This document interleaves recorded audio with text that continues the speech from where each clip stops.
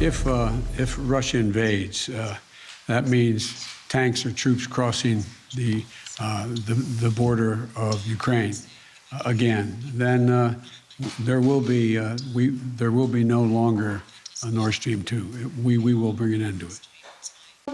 How will you do that exactly, since the project and control of the project is within Germany's control? We will. I promise you, we'll be able to do it. Will you commit today to turning off and pulling the plug on Nord Stream 2? You didn't mention it. You haven't mentioned it. As I already said, we are acting together. We are absolutely united, and we will not taking different steps. We will do the same steps, and they will be very, very hard to Russia, and they should understand. It was those exchanges between reporters and U.S. President Biden and German Chancellor Scholz yesterday that are once again fueling suspicions that the U.S. and Germany are not speaking with one voice when they threaten severe consequences for Russia if it invades Ukraine. My next guest tonight is a former European energy security analyst for the U.S. State Department. Benjamin Schmitt is now a research fellow at Harvard University. He joins me from Cambridge, Massachusetts. Ben, it's good to see you again. We've talked about this many times. We've got Biden saying there, if there is a Russian invasion of Ukraine, Nord Stream 2 will be killed. Scholz refusing to even let the words Nord Stream 2 cross his lips. How do you understand this? Hi, Brent. Thanks for having me on. Hello, friends. I just want to say I am baffled that Chancellor Scholz would not even mention Nord Stream 2, let alone make a very easy and explicit vow to stop Nord Stream 2 if Russia further invades Ukraine.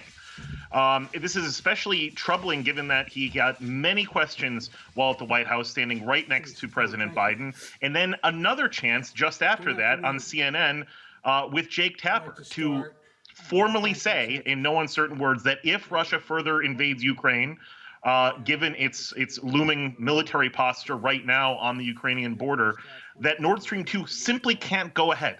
And I don't understand this. I also don't understand when he was asked by Jake Tapper that, what were his thoughts, on Gerhard Schroeder adding to his already long line of Kremlin positions. Of course, he's already on the board of Nord Stream and Russian oil concern Rosneft, and on Friday was announced to be on the board of Kremlin-controlled Gazprom.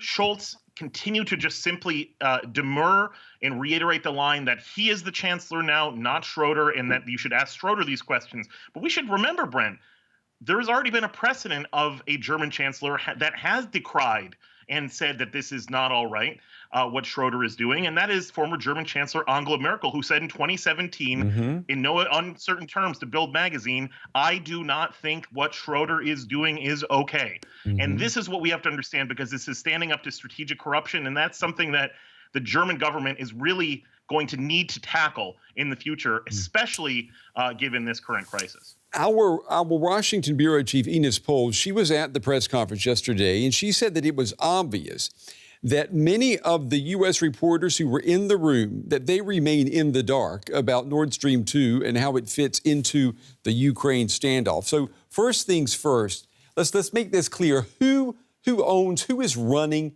this pipeline? It's a great question, Brent. Of course, you've been covering this for years, and I've been talking with you and many other reporters, but there's a lot of maybe the general media landscape that's not as aware of this. So what is Nord Stream 2? It's a Russia to Germany gas pipeline, but it is 100% owned and operated by Kremlin-controlled state-owned enterprise Gazprom. So Gazprom is run by the Kremlin. Gazprom then created a shell company to operate the pipeline known as Nord Stream 2 AG. It is 100% owned and operated by Kremlin-controlled Gazprom, albeit physically located in Zug, Switzerland.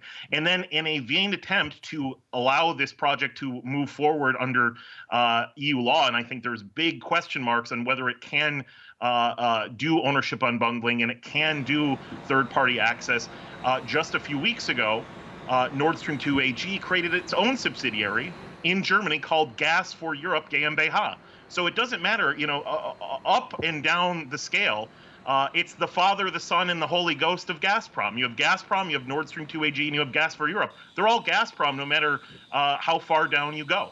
And so that's something that folks need to know. This is a Russian project, not a German project. And that is relevant, isn't it? I mean, why?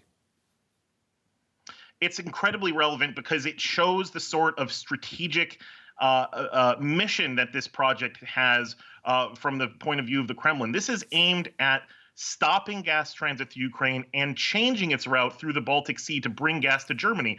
But it's not actually bringing gas to stay in Germany. Only 9.9 of the 55 billion cubic meter per year capacity is technically allocated to go to Germany and points west.